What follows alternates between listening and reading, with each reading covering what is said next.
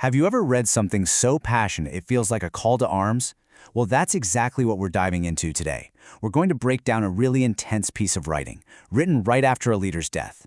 Now, we're not here to agree or disagree, but to understand how it's built, what makes it tick, how the argument is structured, and the emotional tools it uses. Let's get right into it. So here's our roadmap. We're going to follow the author's train of thought, step by step. First, we'll look at the catalyst, the event that kicked this whole thing off. Then we'll explore their idealized response, what they believe should have happened. We'll contrast that with what they see as the perceived reality, the inaction that drives them crazy. This leads them to a pretty sharp list of accusations. And finally, we'll see how they wrap it all up with a powerful divine warning. Right out of the gate, the author starts with this incredibly heavy and urgent line from the Quran. This sets the tone immediately. This isn't just a political rant. It's being framed as a genuine existential crisis. It tells you that everything that follows is a matter of humanity's soul. So what prompted this? What was the spark? The entire text is a gut reaction to one major event, the killing of a figure the author calls a supreme leader. And this is absolutely central to understanding the whole piece. For the author, this isn't just a news story. It is a profound, deep-seated grievance. They see it as an injustice so huge that it demands a massive, unified, and extreme reaction from the entire Muslim world. This one event is the engine for everything else they write.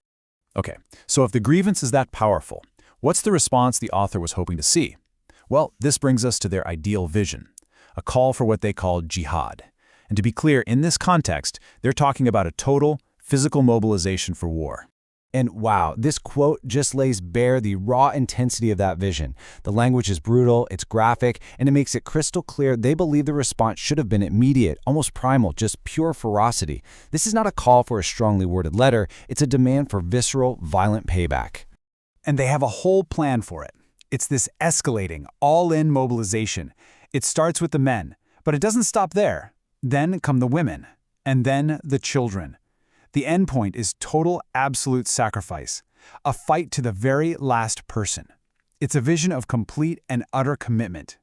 But that vision, that ideal, it's not what the author sees happening. And this is where the frustration really boils over. We're now moving into the huge gap between what they think should be and the reality they see all around them. Instead of this mobilized world ready for war, the author just looks around and sees failure. A world that, in their eyes, has completely and utterly dropped the ball. And here's their laundry list of failures. They see people having lavish dinners, going to parties, just business as usual. They mock the idea that a protest is the strongest response people can muster. And even worse, they see internal fighting, Shia-Sunni conflicts, and just total silence from the religious scholars who they feel should be leading the charge. And when you put it side by side like this, it really hits you. On one hand, you have the ideal, unified, total war, absolute sacrifice. And on the other, you have what they see, division, parties, and inaction. That chasm between the two, that's the source of all the anger in this text. So this general sense of disappointment starts to get a lot more specific. The author is done with vague complaints. Now, they're ready to start pointing fingers and naming names. And here we go. They call out Saudi Arabia, Egypt, Bahrain, and Jordan for what they see as inaction during the Gaza war, but they save their sharpest, most bitter criticism for Pakistan. That ha is just dripping with contempt. To the author, Pakistan is supposed to be the great protector, the nuclear shield of the Muslim world, but instead, they see all that power as a total sham. A nation with the ultimate weapon has, in their words, proven itself to be the weakest creature on earth.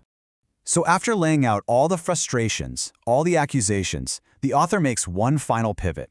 They move away from earthly politics and criticism and turn to the ultimate authority. They're about to deliver a final warning pulled straight from Scripture.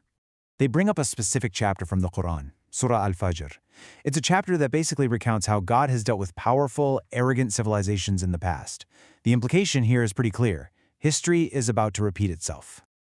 The author starts by listing these ancient superpowers. You've got the people of Ad, the Thamud, who could carve cities out of mountains, and of course the Pharaoh of Egypt with his mighty structures. These were the giants of their time. They seemed completely untouchable. And here's the kicker. Why were they destroyed? According to the text, their power led to arrogance and corruption. And the consequence for that was that God's punishment was unleashed on them. The message is loud and clear. No matter how powerful you are on earth, you are not above divine justice. And then, bam, the author makes it personal. This isn't some ancient history lesson anymore. They directly aim this warning at the modern-day leadership of Pakistan, the army, the government, everyone in charge. And this is the final, chilling line that ends the argument. It's a statement of inescapable surveillance, of impending judgment. The message is simple: God is watching. And for those who fail to act, a reckoning is coming. So when you strip it all away, the anger, the accusations, the warnings, what are you left with? It's a text completely consumed by this massive, painful gap between what the author believes their faith demands and what they see people actually doing. And it leaves us with their silent, screaming question in a moment they see as a true crisis: why didn't anyone act?